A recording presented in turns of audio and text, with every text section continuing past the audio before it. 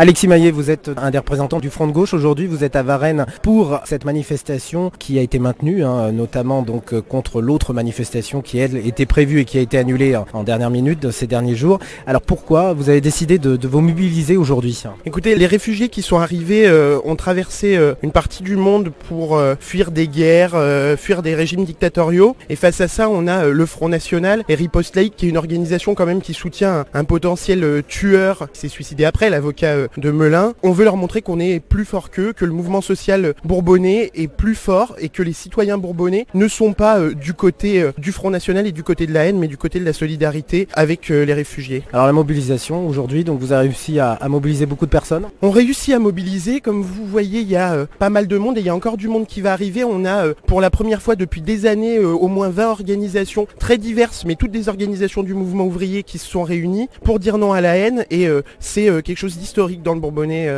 en ce moment. Anne Gérard, vous êtes mobilisée aujourd'hui pour cette manifestation en soutien aux migrants aujourd'hui présents à Varennes. Amnesty International, dont vous portez le drapeau aujourd'hui, s'est mobilisé et s'est associé à cette manifestation. Oui, tout à fait. Donc Amnesty International, depuis longtemps déjà, travaille sur la question du droit d'asile et sur la défense du droit d'asile, qui est un des droits humains inscrits dans la Déclaration universelle des droits de l'homme de 1948. La France est signataire des conventions de Genève et a ratifié les conventions de Genève, donc s'est engagée dans l'accueil des réfugiés. Donc aujourd'hui, on est tout à fait dans cette problématique, à savoir que nous, on est là pour dire bienvenue à ces réfugiés qui sont des demandeurs d'asile, qui sont des gens qui fuient les persécutions, qui fuient des guerres, qui fuient la torture. Et la France se doit de les accueillir dignement. La France et plus largement l'Europe. Et depuis à peu près 2 ans déjà, Amnesty mène une campagne qui s'appelle SOS Europe, dans laquelle elle défend le droit des réfugiés contre le droit des frontières. C'est-à-dire les droits humains doivent passer avant le droit des frontières. Colette Jandot-Mourlon, vous êtes aujourd'hui présente dans cette manifestation au soutien aux migrants présents ici depuis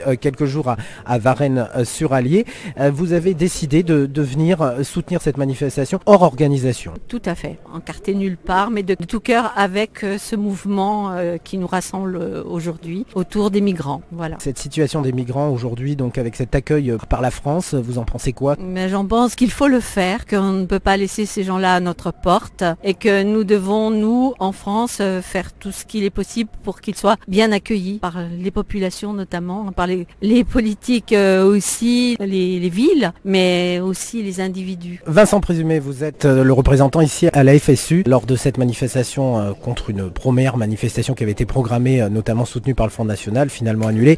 Vous avez décidé de maintenir cette manifestation tout de même. Pourquoi? Eh bien parce que après tout ce qui a été écrit et diffusé par l'organisation Riposte soi-disant laïque, je les appelle toujours comme ça, en coordination avec le Front National, on ne pouvait pas annuler le rassemblement symbolique pour la démocratie, le droit d'asile, la laïcité et contre le racisme de ce matin. C'était impossible et d'ailleurs la preuve c'est qu'il y a du monde qui est là, donc on a très bien fait. Plusieurs représentants aujourd'hui de différentes organisations, vous êtes satisfait du résultat? Eh bien écoutez, on va attendre midi parce que je pense que les gens vont arriver petit à petit d'ici midi, mais d'ores et déjà oui. Et pour tout vous dire, j'étais satisfait dès mardi parce que c'est dès mardi que ça s'est mis en route lorsque la FSU a proposé une prise de position de toutes les organisations du mouvement ouvrier, démocratique, laïque, contre ce que racontait Riposte laïque. Et ça, c'était avant même qu'on sache qui prétendait faire un rassemblement à Varennes. Donc une unité très large s'est réalisée dès mardi d'Alternative Libertaire au Parti Socialiste en passant par tous les syndicats. Et c'est là-dessus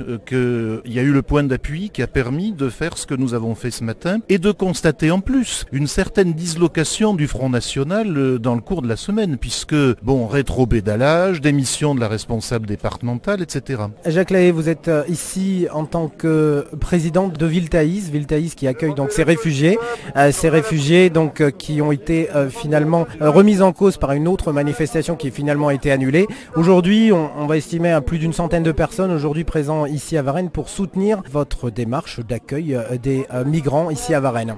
D'abord, merci. Je suis d'abord président de Viltaïs parce que je suis engagé citoyen par rapport au droit au logement. Il faut vous dire d'abord qu'on n'a pas attendu des leçons de qui que ce soit pour s'occuper du problème du logement pour les jeunes, pour les gens exclus, pour les gens qui sont jeunes travailleurs et ça me paraît très très important de le dire. Moi je remercie cette mobilisation. C'est une mobilisation citoyenne qui montre que la plupart des Français sont fidèles à nos valeurs et savent que la main tendue et que l'idée de nation n'est pas l'idée idée à une idée de territoire, mais à une idée de partage de ces valeurs. Je voudrais remercier aussi tous les gens bénévoles qui nous aident et qui, au quotidien, ont amené, par exemple, des vêtements, sont prêts à donner des cours français bénévoles, etc. Et j'appelle encore toutes les bonnes volontés à effectivement se manifester. Donnez-nous des nouvelles de ces migrants aujourd'hui, parce qu'ils sont arrivés à peu près il y a une semaine et demie. Dites-nous ce qui se passe là-bas, à la base de Varennes. Ça se passe bien, à mon avis. Eux, ils se sont engagés et ils préparent, par exemple, ils ont nettoyé les abords de la base. Ils nous aident au niveau du service et on a engagé avec eux les premières démarches pour qu'ils aient le statut de réfugiés. Voilà, donc vous êtes présente aujourd'hui, félicitée aujourd'hui pour ce rassemblement en soutien donc aux migrants qui viennent d'arriver à Varennes, et vous êtes intervenu aujourd'hui lors de cette manifestation pour dire que la France, eh bien, elle est pluricouleur. Tout simplement, la France, c'est la mixité